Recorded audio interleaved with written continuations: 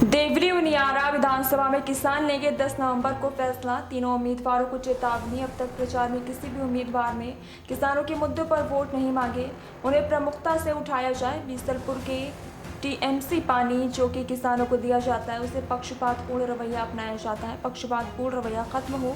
नहरों में पानी छोड़ने की चर्चा किसी भी उम्मीदवार ने नहीं की। यूरिया डीएपी की कालाबाजारी और अधिक मूल्य के साथ टैगिंग को बंद करवाना। खेतों में पानी दिलाने के लिए नहरों का निर्माण हो। बनेठा नगर फोर्ट घाट देवली नासिरदा में गौड़ कृषि उपज मंडी समिति की स्थापना हो। बनेठा और नासिरदा में शिक्षा को बढ़ावा देने के लिए महाविद्यालय की स्थापना और इसमें विज्ञान विषयों को पढ़ाया जाए। हमारे किसान नेता हैं टोंक जिला के रामेश्वर जी चौधरी से बात करते हैं। सर, अभी चुनाव चल रहे हैं आपके देवली उनियारा विधानसभा से, किसको समर्थन करना चाहेंगे सर? किसान समर्थन उसी को करेगा जो किसान की बात करेगा। अभी तक तो त्रिकोणीय समीकरण बताने वाले लोग, न तो त्रिकोणीय समीकरण है न द्वितीय समीकरण है। अभी तो किसान जिसको वोट देंगे वो ही इस चुनाव में जीतेगा। अभी किसानों की बात दोनों दल ही नहीं कर रहे हैं और जो निर्दलीय प्रत्याशी वो भी नहीं कर रहा है। अभी जो बीसलपुर का पानी किसानों को 8 टीएमसी मिलना चाहिए था, वो रिजर्वेशन था किसानों के लिए, उसको कम कर दिया जाता है और पेयजल के लिए सुरक्षित रख दिया जाता है। जबकि आरक्षण ही होता है। वो कोई सी भी कंडीशन हो, अगर कोई पात्र छोटा होगा तो उसका पानी भी कम होगा उसी मात्रा में। दोनों जिनका हिस्सेदारी, उनकी हिस्सेदारी कम होती जाएगी।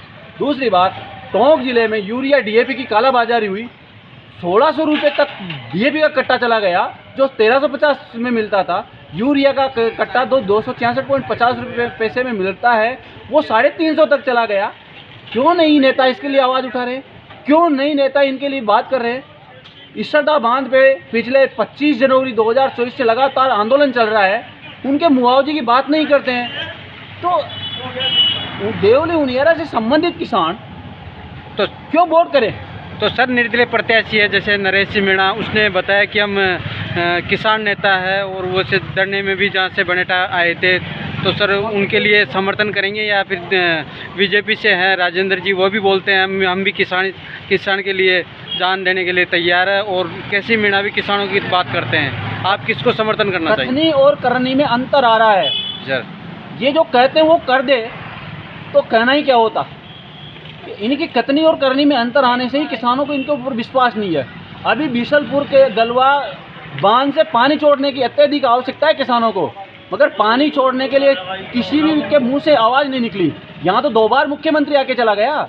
मुख्यमंत्री उदयपुर की तो बात करता है, मगर उनियारा की बात करो, वोट उनियारा वाले देंगे, उदयपुर वाले नहीं देंगे। इसीलिए बात किसानों की धरातल की करे तो बात होती है, तो धरातल की बात नहीं करेंगे और भला बहकावे के लिए बात करेंगे तो इससे किसान राजी नहीं होंगे। तो सर, अभी आप बताएंगे, अभी अब समय आ गया है, नज़दीक है विधानसभा चुनाव, तो किसको समर्थन, कोई आपका कोई किसान महापंचायत समर्थन करेगी? जी सर। अभी हम इंतजार कर रहे हैं 10 तारीख का। 10 तक अगर कोई कैंडिडेट किसानों के मुद्दों पर लिखित में सहमति व्यक्त करता है तो हम विचार करेंगे। उसके बाद में हम अनाउंसमेंट करेंगे कि किसानों का वोट वहाँ पे जाए।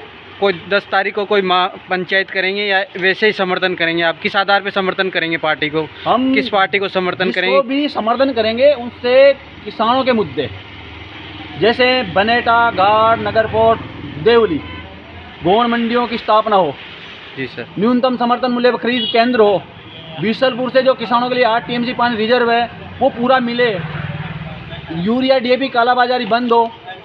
और जो किसानों के धरातल के मुद्दे हैं, जैसे सुअरों से हमारी फसलें बर्बाद हो रही है, उन सुअर, जैसे नगर पालिका में तो नियम बना दिया कि नगर परिषद में नियम बना दिया, नगर निगम में नियम बना दिया कि सुअर होंगे उसको उठा के छोड़ देंगे, तो वनों में नहीं छोड़ के गाँव के वनों में छोड़ दी, छोटे छोटे गाँव में। तो आज हमारी फसल चौपट हो रही है। इन मुद्दों पर लिखित में दे कि हम इसके लिए प्रबंध करेंगे, इसको उठाएंगे, इसके लिए लड़ेंगे, हम उसका साथ रहेंगे। तो सर, अब लाइव न्यूज़ नेशन टीवी से आप क्या संदेश देना चाहते हो आम किसानों को?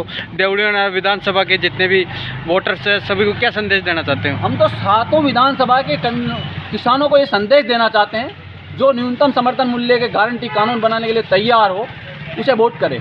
जो खेत के लिए पानी लाए उसको वोट करे।